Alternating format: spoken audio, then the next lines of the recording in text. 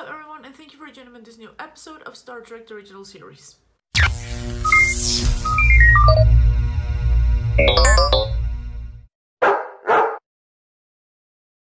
Okay, so today's episode was Season 2, Episode 5, The Apple. Now, since this episode only had about 3 or 4 votes in the second list, then the reaction video only goes for Patreon, which you can become if you follow the link in the description box below, and for YouTube you guys get the review video. Remember that if you like my content, you can follow me on Instagram. You can also like, share, and subscribe to this channel. And if you really want to support my channel, you can become a patron. Okay, so what about this episode?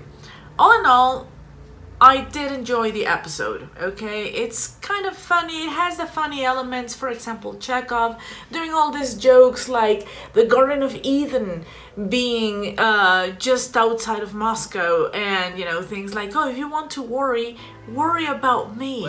Very Donald Trumpy thing to say. I understand probably why this didn't get many votes.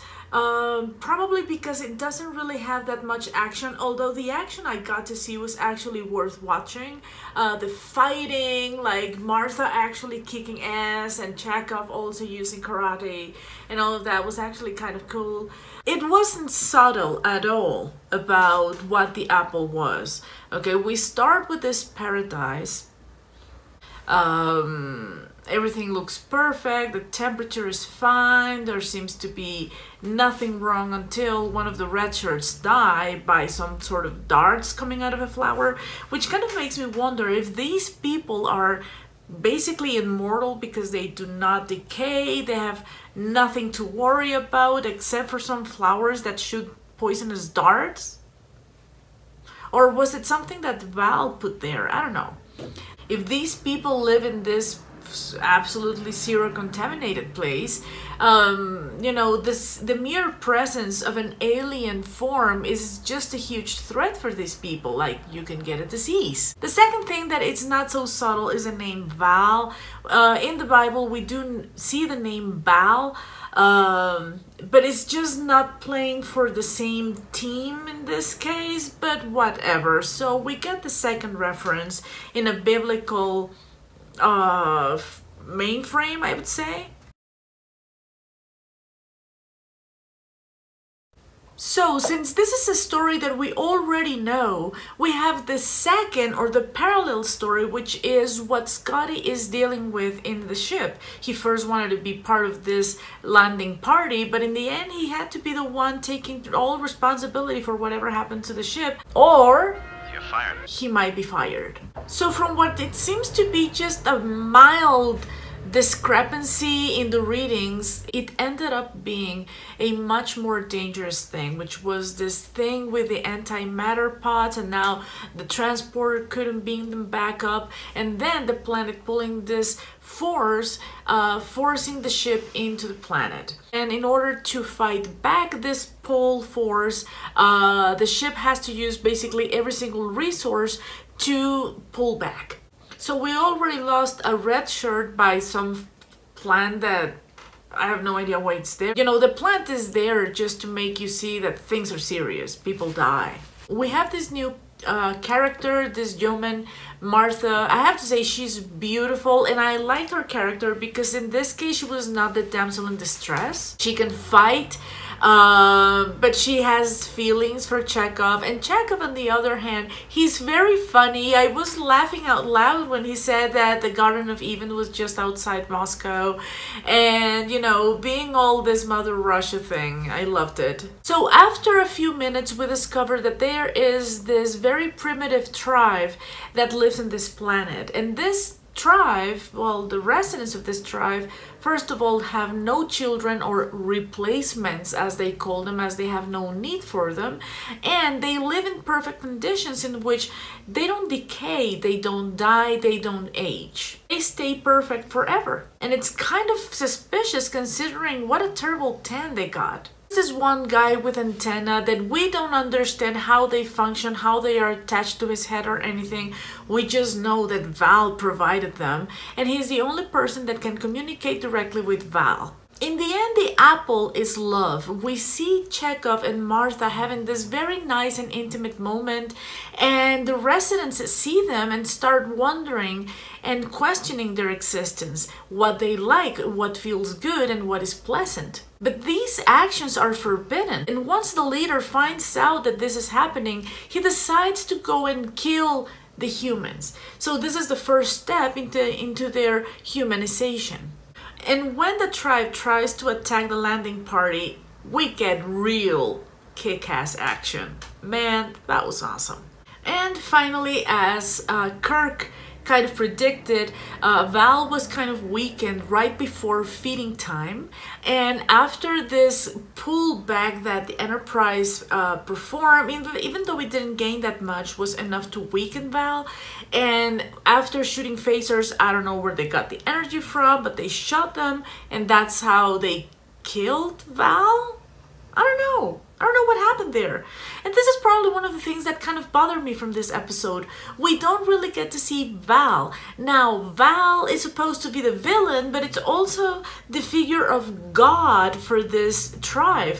So he is the one that provides for these people. He keeps them in perfect shape, but they are not questioning their existence. They just happen to obey it. They have this kind of prophet or this person that speaks for them. So we don't really get to see that much of him except for this papier-mâché sculpture outside of this big rock as the entry. Pretty cool eyes, by the way. But, you know, the snake representation and making it like this kind of a god figure is kind of confusing here. We don't know how it communicates with this prophet or whatever figure, Akuta. We don't know anything about this figure itself. And since everything else is kind of obvious, the fact that we don't get to know a lot more, is it like because we already know who he is? Because in this case, Satan is not exactly the same person, so we do have some differences here and there. Now, we always have the opposite points of view from Mr. Spock and Dr. McCoy about how they see this culture. Now, Spock feels content with these people not wanting for anything else, not wanting to improve, not wanting to evolve, not wanting to produce anything. And McCoy, on the other hand, feels that this, more than being a culture, is just stagnation. And he has a point because they do not grow. But the first thing they do outside of this perfect world that they know is how to murder. And this is one of the criticisms that I've seen in this show against human nature. They criticize heavily our nature, comparing it to other kind of cultures or, you know, species, and how destructive mankind can be. Now, I am reading here in Wikipedia about this episode, and I see that this episode guest stars a young David Soul from Starsky and Hutch. And also, this is something that I thought it was kind of interesting. It says that this episode makes the only TOS in-series reference to the saucer section being able to separate from the rest of the Enterprise. So this is something that I had no idea, that you can separate the saucer from the rest. Now, I think I've seen it in the movies, in the new movies, but this is the only reference to this actually being a possibility, and I think this is amazing. Now, I've seen that some people have, for example, the AV Club gave this episode a B-, criticizing Kirk's interference in the planet's culture. This is something that I've also criticized before, for example, with the Return of the Archons, that he also interferes with the culture, like 6,000 years of the same culture, and suddenly he comes and knocks it off. And this is something that I also mentioned in my reaction video just a couple of minutes ago, like, how is it possible now that these people, we cannot carbon date them because they basically do not decay? So probably this culture, even though as primitive as it is, has been the same for probably more years. And now in the Return of the Archons, they did care enough for bringing people to help this old culture to make the transition without Landru's influence. And in this case, this is kind of similar. Like, you destroy the source of power that dominates this land, and you just leave them like that now? What? And they started with the wrong food. I mean, they started killing people. Now, the discussion on how to murder was probably it was very bizarre, very casual way, like, well, you want to kill a person, just hit them like this, you know? And now in 2017, Den of Geek ranked this episode as the 9th worst episode from the original series. Now, in this case, this Val figure doesn't really resemble, for me, like I would say, God, because you kind of weaken it by just not getting it fed.